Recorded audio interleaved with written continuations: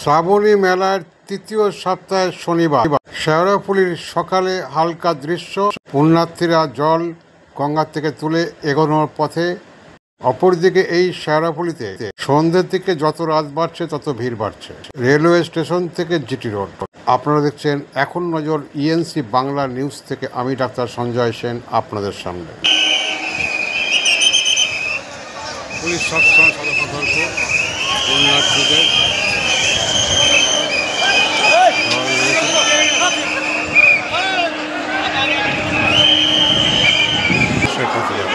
Black diamond শেওড়াফুলিতে থামলো।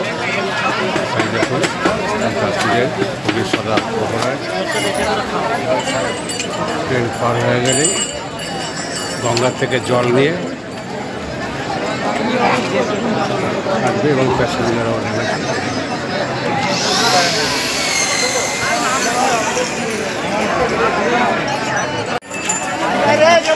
Train পাঠার পরে 4 নম্বরে